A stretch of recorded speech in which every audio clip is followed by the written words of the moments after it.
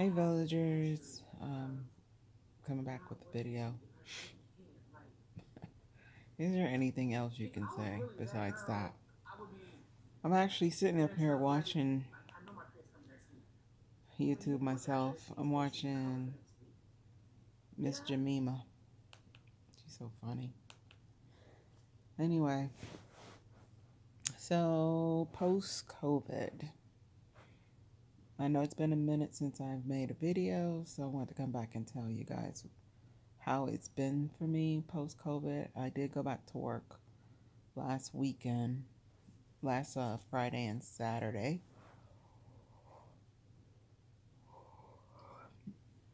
Forgive me for yawning. It's actually 12 midnight and I'm making this video. Like in a 24-hour period, I didn't have enough time in the day to make the video. But I'm going to be real with you guys. I'm going to tell you guys a few things. I don't know. I think I have PTSD from not just having COVID, but as most of you probably know from my last video, I ended up having a whooping cough, bronchitis, and COVID. Um, Ended up on antibiotics and steroids.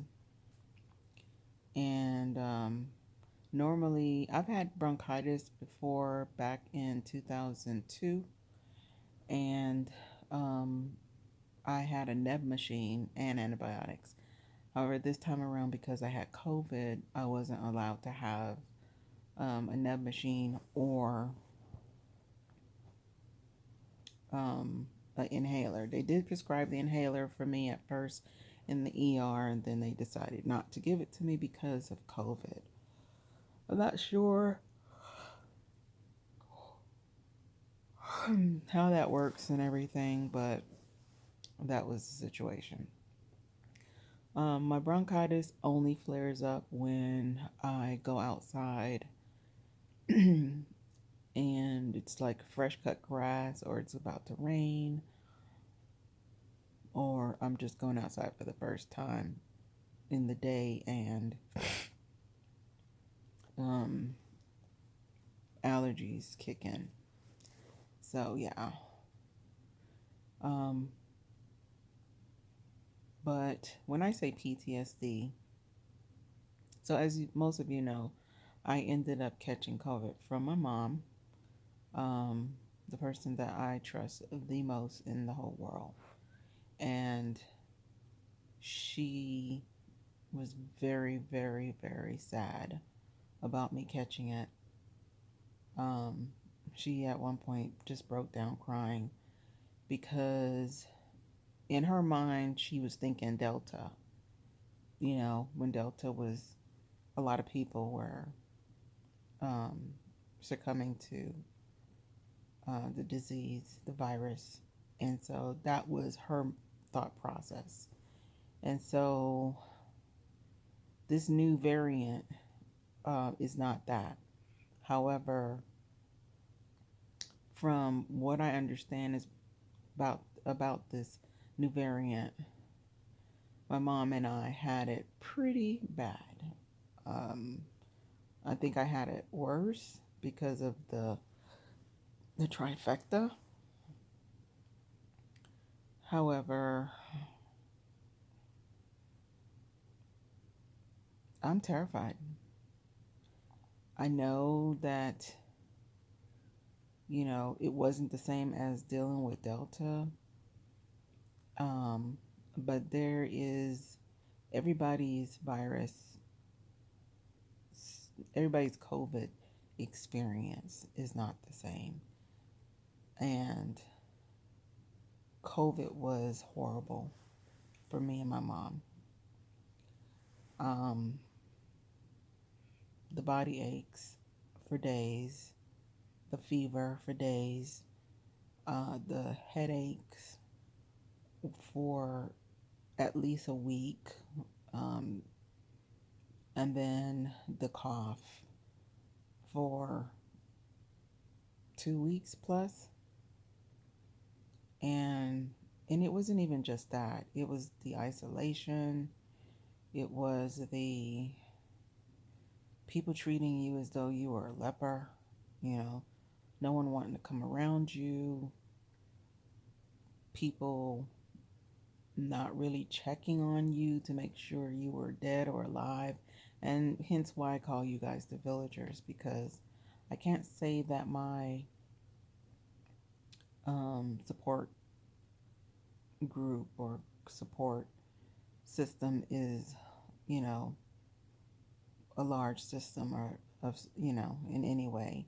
Um, I had two of my coworkers that dropped off medicine for me, um, and they checked on me periodically, texting me and making sure that if I, um, like one of my coworkers, she would make sure like I had food like that.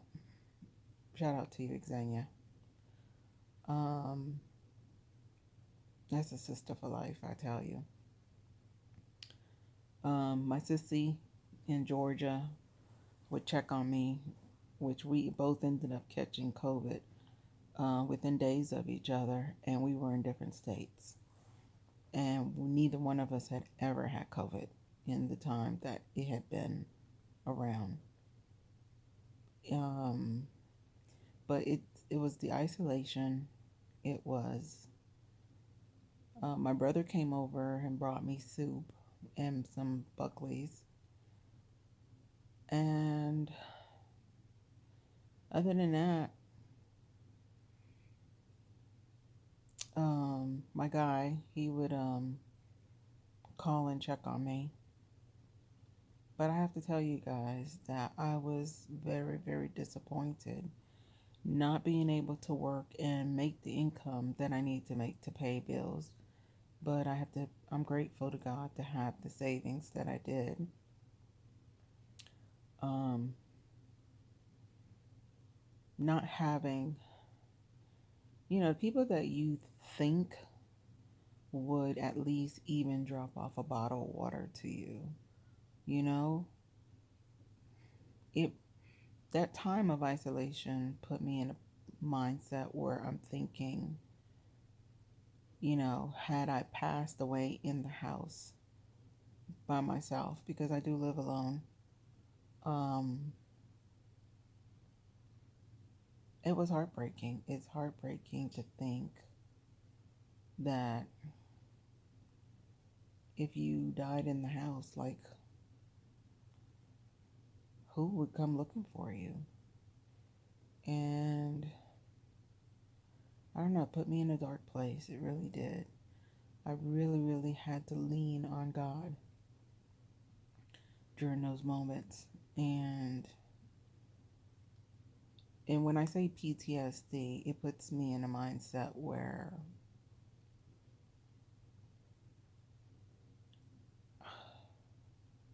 I don't care. I'm wearing a mask.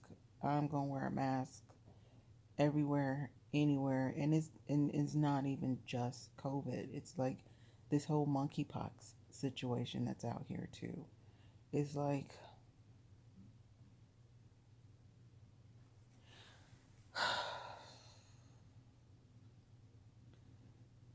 for you to catch this stuff and then to be isolated by yourself and not have really anybody to check on you or to even come and look in on you because they're terrified. And I don't blame them, because it also put me in the mindset for when I knew of people who had COVID. You know, sure, I was one of those people that dropped off um, packages to people's houses, like food, snacks, you know, noodles, whatever I could get my hands on to drop off to people's house, cases of water. And to make sure they didn't really go without, or I would call people that I knew of that had it and be like, hey, is there anything you need for me to drop off to the house? Because I had no problem dropping off these things to people's doors, because we didn't know what we were really dealing with other than going to work and working with these patients. But did we have, like, I didn't have full gear to go into people's houses. However, I was always willing to be that friend that dropped off um, supplies. And, you know, my brother's always saying, when you do things for people, don't have the expectation that you're going to get it back. Um, but, and I try and live by that. However, I won't lie, I'm human. And there were days when I was here and, like, you know, I wanted some soup, you know, Haitian soup. It's called bouillon. And because I couldn't really taste, my taste was distorted. The only thing that I could tell the taste of was a mango. And even that I really couldn't eat the whole thing. It would take me 24 hours to eat a mango. Everything else would taste like, if you've ever had a BC powder or aspirin, a baby aspirin, or just the aspirin, and it's in the back of your tongue. Everything tasted like that. Um, my taste was so off that I didn't want to eat anything, and so it was like the few friends that I knew that could cook the soup that I wanted, or could even go purchase the soup I wanted. Like, they would not answer their text messages, or just not answer the text messages. I don't know. Um, I did confront a couple friends, so-called friends, and they apologized. But it really, really taught me to, you know, that saying, "Get ready, so you stay ready, so you ain't never got to get ready." So that put me in a place where I need to make sure that I have to stay ready in the future where anything can happen. I have to put myself in a position where I may never get married again. You know, I don't know what tomorrow holds. And I may be a bachelorette till God calls me home.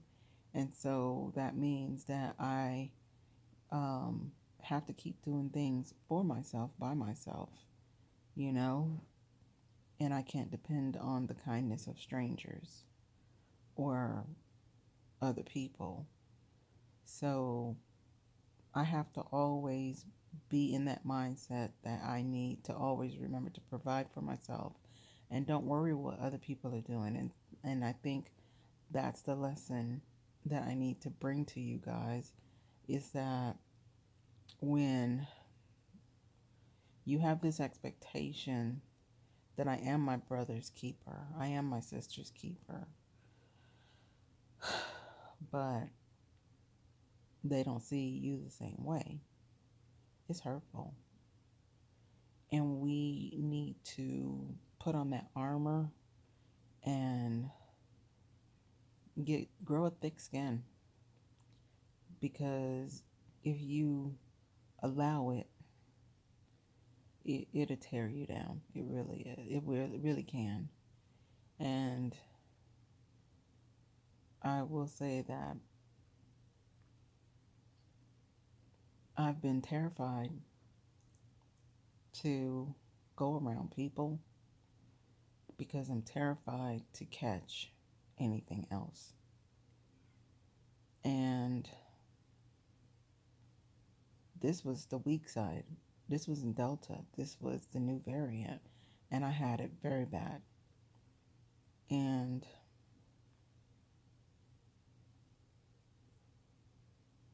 I mean, till this day, um, I walked a half, I walked my dog like a half a block. And I'm just starting to build my lungs back up where I'm not short of breath. It was really hard building that back up. And as you guys, I was first exposed on the 11th of July. Yeah, July. I was first exposed on um, that date. And um,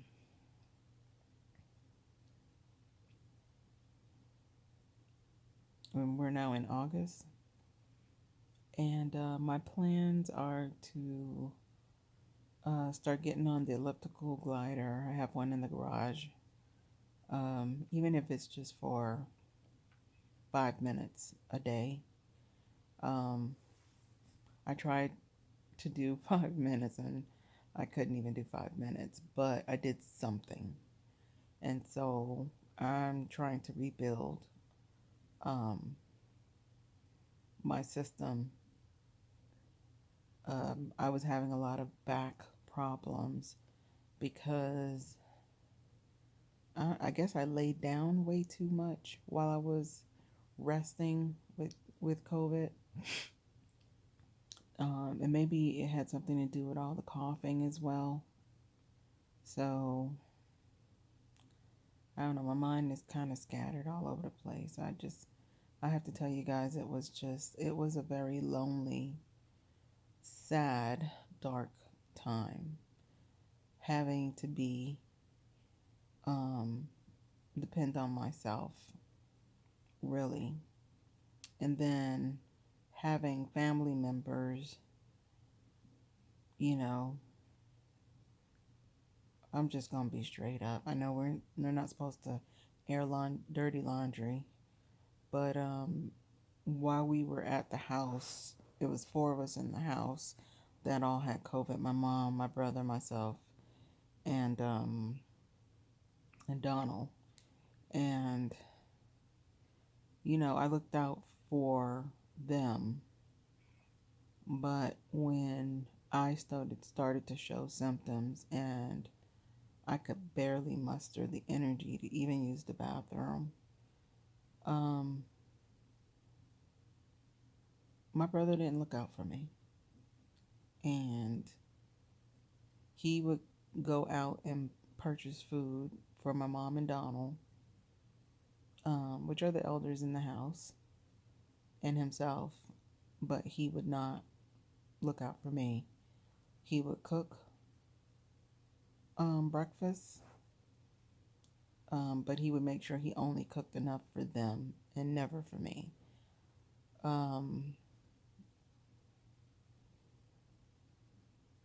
that was heartbreaking.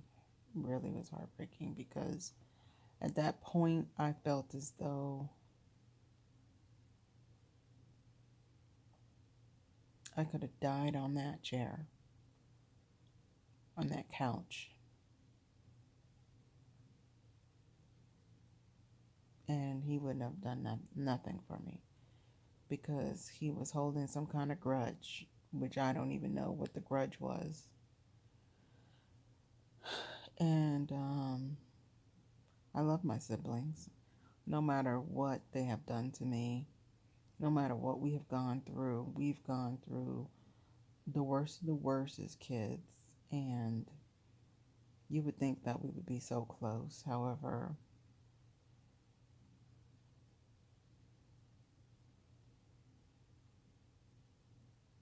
to think that your flesh and blood will walk past you and not even offer you a cup of water, and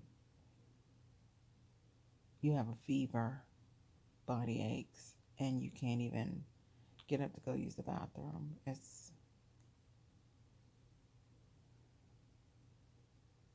Yeah. So I waited till I was feeling a little bit better where I wasn't as dizzy, and I ended up coming back home to my place. I think 7, like 9 or 10 days after we had gotten COVID. Um, I came back home and when I felt like my mom was doing a lot better, but I knew that me and my brother could not be under the same roof because of the things that he was doing. And I knew I had to get back to my space for my sanity. But I will say that it was a really, really dark place because to think that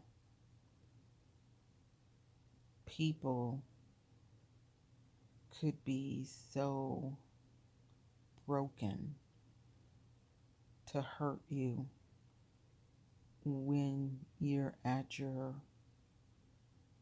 worst health wise, you know? And I won't lie, I was very disappointed in my so-called circle or my so-called um, support group, whatever you want to call it. Very disappointed because I felt so alone, truly, truly alone. Um, but I'm coming out. Uh, I don't want you guys to think that life is always peaches and cream. It's a struggle. I'm still in school. Yeah, I don't think I'm out of school. I'm still in school, but it's a struggle. Um, yes, God has done. God has done so much. He is my air. He is my oxygen. He's my everything, and He's done so much for me. But sometimes I get in my own way, and I allow my flesh to feel, and we can't allow our flesh to always feel or to feel and stay there. We need to be able to feel and move past it. But I will say that these few weeks, um, I've been drowning in it, um, in a serious depression. And I have so much to be grateful for. But this is where what it is, you know. Just want to be transparent with you guys. So,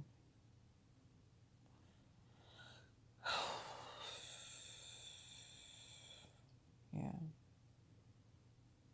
that's my thought process. That's post COVID. I'm still pulling myself out.